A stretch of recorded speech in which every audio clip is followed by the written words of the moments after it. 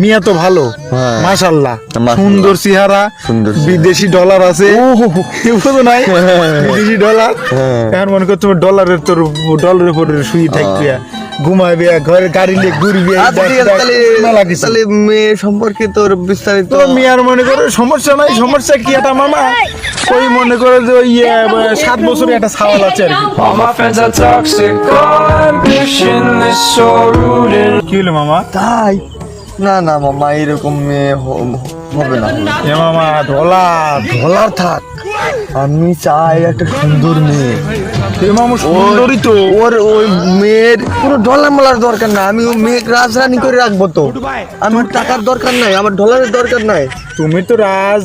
তুমি তো রাজার বতির থাকবে, মানে যে ডলার আনতেছে বোঝো না কে? তারপরে বোঝো না কে?